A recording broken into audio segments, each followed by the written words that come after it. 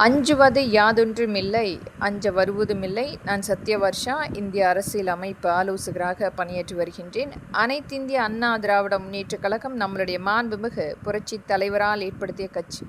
இன்றைக்கும் மற்ற கட்சிகள் பிழைக்க வேண்டுமென்றால் நம்மளுடைய தலைவர்களை மிக சாதுரியமாக எடுத்து வைத்து ஒரு விளம்பரப்படுத்தி அவர்களுடைய கட்சியை வளர்த்து கொண்டிருக்கின்றார்கள். இனியாவது நம்மளுடைய கட்சிகளை, நம்மளுடைய கட்சி சார்ந்த தலைவர்களை எடுக்காமல் அவர்களுடைய கட்சியினுடைய கோட்பாடுகளோடு நடக்க வேண்டும்.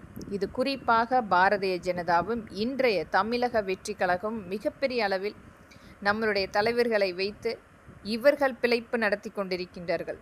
குறிப்பாக பாரதிய ஜனதா தன்னுடைய ஆளுமை என்பது இந்தியாவில் ஒரே தலைமை, ஒரே மொழி, ஒரே ஆட்சி அமைப்பு கீழ் கொண்டு வர வேண்டும் என்று ஒவ்வொரு மாநில ரீதியாக செய்கின்ற அந்த முறைகேடுகள், வாக்களிக்கக்கூடிய இயந்திரத்தை இவர்களுடைய கட்டுப்பாட்டில் எடுத்து இன்றைக்கு இவிஎம் மோசடி செய்திருந்தாலும் எந்த ஒரு மாநிலமும் இதை பற்றி பேச தயங்குகின்றார்கள், ஆளுமை செலுத்துகின்றார்கள், அச்சுறுத்தக்கூடிய சூழ்நிலையும் நாம் பார்த்து கொண்டிருக்கிறோம்.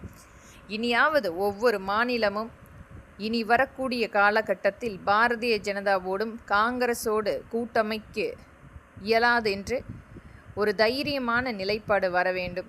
பாரதிய ஜனதாவினுடைய ஆட்சி அமைப்பில் கடந்த ஒரு 12 வருடங்களாக நாம் பார்த்து கொண்டிருப்பது அதிகபட்சமான விலையேற்றம். சாதாரணமாக 250 ரூபாய்க்கு கிடைத்த அந்த சமையல் எரிவாயு இன்றைக்கு 913ஆக மிகப்பெரிய அளவில் மக்கள் வாங்க முடியாத ஒரு சூழ்நிலை ஏற்படுத்தியிருக்கிறது.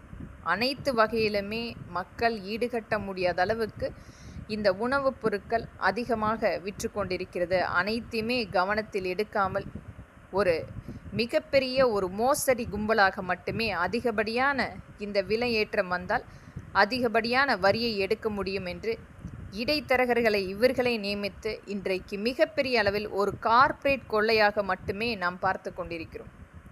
ஆளுகின்ற அரசாங்கமே மக்களை மிகப்பெரிய மோசமான அடிமைகளாக நடத்துகின்ற ஒரு பாசிசம் அரசியல் நாம் பார்த்து கொண்டிருக்கிறோம். விவசாய மக்களுக்குரிய எந்த ஒரு பங்கீடும் கொடுக்காமல் ஒரு நிராகரிப்பான வாழ்வாதாரத்தை கொடுத்து கொண்டு இன்னும் ஒரு கண் துடைப்புக்கான விளம்பர மாடலாக மட்டுமே இந்த பாரதிய ஜனதா திகழ்ந்து கொண்டிருக்கிறது. எத்தனை விவசாய மக்களுக்கு நேரடியான இவர்களுடைய பங்களிப்பு இருத்திருக்கிறது. வெறும் ஒரு ஏக்கருக்கு 6000 ரூபாய் மானியம் என்று சொல்லி அம்மக்களை வஞ்சிக்கக்கூடிய பாரதிய ஜனதா வேண்டுமா, அல்லது நிரந்தரமான ஒரு வாழ்வாதாரத்தை ஏற்படுத்தக்கூடிய